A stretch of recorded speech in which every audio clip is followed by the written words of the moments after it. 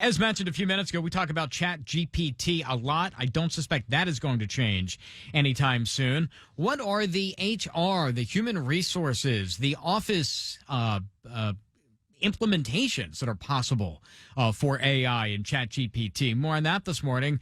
We head live to Joel Patterson with the Vested Group. They're kind of an expert on this sort of thing. Joel, good morning. Thanks for being here. It's a pleasure to be here.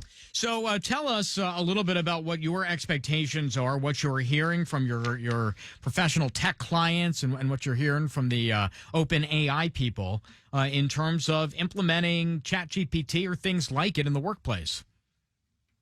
I think we spent the last few years really talking about the promise of AI or machine learning or whatever term you want to use, and in a lot of ways, it's finally here. The way that you can use this tool to actually impact your daily life, whether it's at work or school or home, it's pretty remarkable.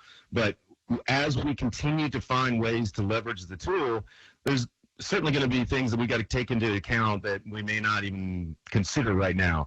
It's really good at giving us lists, and it's really good at coming up with summations of articles or of current events or things that are happening in the world. It can definitely present information to you in a way that's different than what might be in your own head.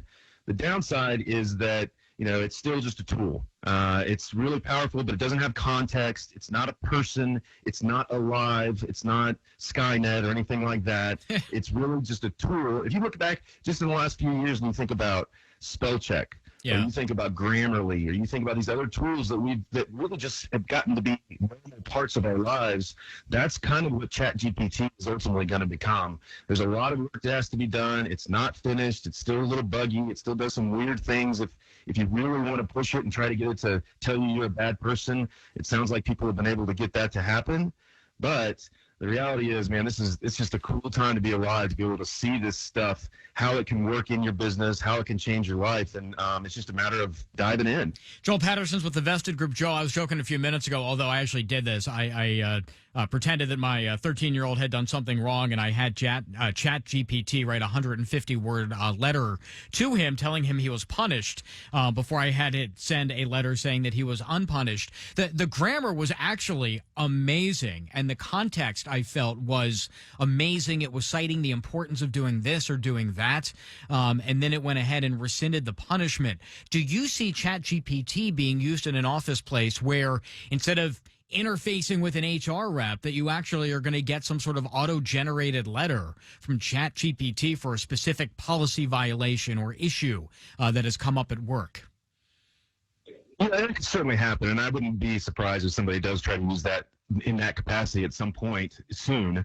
But what's really cool, I love hearing how you use it. I haven't heard that one before as far as writing a letter to my kid and punishing him. What's really fun when you do that is you can also say, all right, now give me that same letter, but write it like I'm a 5-year-old, or like I'm talking to a 5-year-old, or that I'm Samuel L. Jackson from Pulp Fiction. Oh my goodness, that's fun. It'll change the tone, the tenor, the words, throw a few F-bombs in there. Wow. It's remarkable. I mean, there's really no limit to it. It's just a matter of figuring out how to ask the right questions. But even in the HR world, it's going to do a really nice job of putting out a draft. You think of it as just version 1, and it will keep you from having to come up with all those things that you need to say, but you can't quite figure out how to put it in the right tone.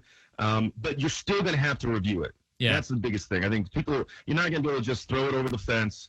At least not anytime soon, and you need to make sure that you're bringing some context to it.